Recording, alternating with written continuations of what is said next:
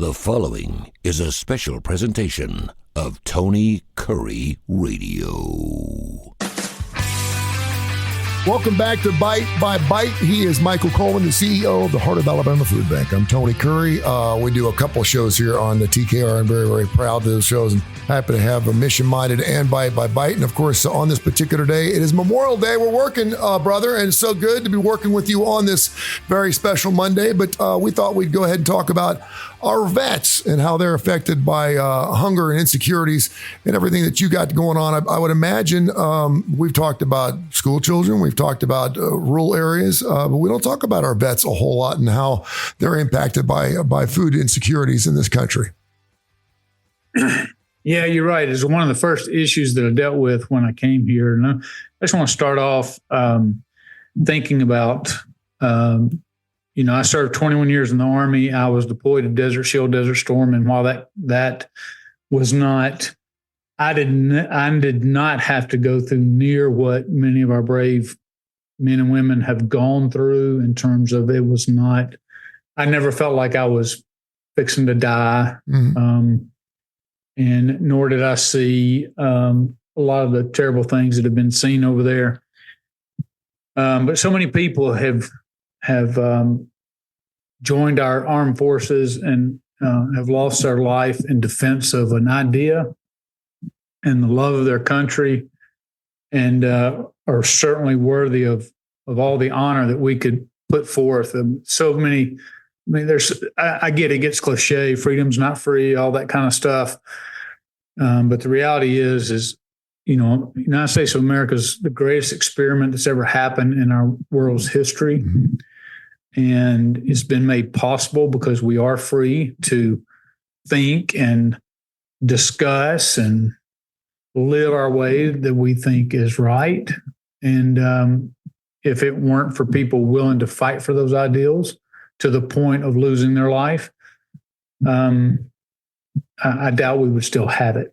And so very thankful for those who have done it. To that end, I know this is, people sometimes ask what's the difference between Memorial Day and Veterans Day. Well, Memorial Day is to remember the lives that were lost. Veterans Day is just to celebrate those who have participated in our country's defense, not necessarily lost their lives. But when it comes to food insecurity, I'm amazed lots of times at how much need there is.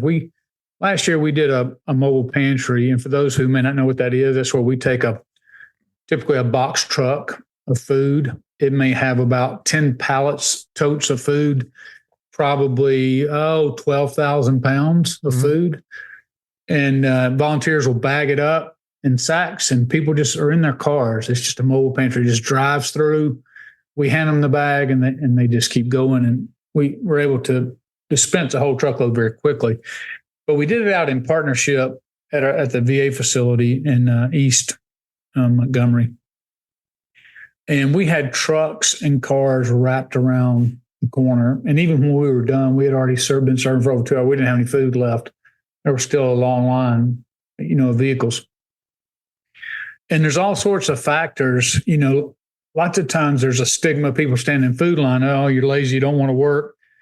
Well, typically veterans don't have that kind of stigma, because when they come out of the military, you kind of feel like these are people who are not lazy, who are willing to work or willing to, and yet they find themselves in a food line. Number one, it's very challenging for them because they're used to being self-sufficient and taking care of themselves. And so it can feel very demeaning. And discouraging to now be dependent on others to be able to meet your meal needs.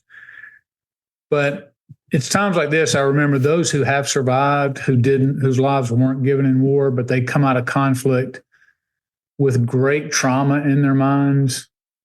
I mean, if you'll just think about for a second, the number of people who have witnessed IED explosions, have been lots of times hurt themselves, but have just witnessed people with body limbs being ripped off, their close friends. And I'm going to tell you, there's a bond when you go to war with a unit, everybody in that unit, it's a special bond because you're in the foxhole fighting for each other's life. and you see that person killed, and then you see it, and then you deploy back and you see more things and you experience more things, and then it's a constant mindset. And then when you come out of that and try to come back to the everyday civilian life, it's a transition that many of our vets can't make successfully. And so they find themselves challenged to hold on to jobs. They can be affected by loud noises. They can be affected by raised voices. They can be affected easily by just getting up and trying to function in life because they can't sleep at night due to the things that go on in their minds. And all those reasons lead to our veterans, people who were willing to put their life on the line for their country, standing now in need. And I think we need to pay particular attention to this population. I feel like we as a country owe it to people who have placed themselves and given themselves.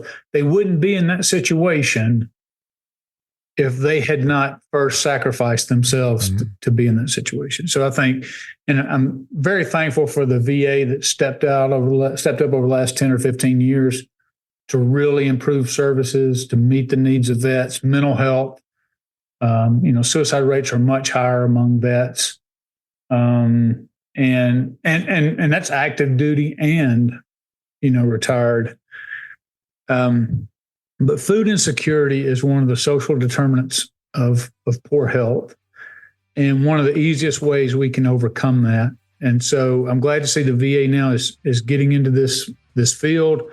They're supporting food banks who are trying to reach out to vets and trying to bring them out of the bushes, so to speak, because they're kind of hidden. They want to stay hidden.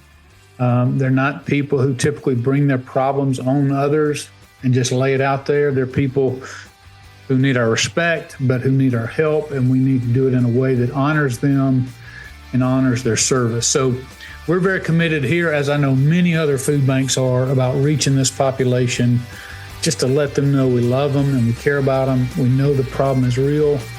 And if we can eliminate that little bit of suffering for them, it's worth every bit of time and expense and effort it takes to reach that population.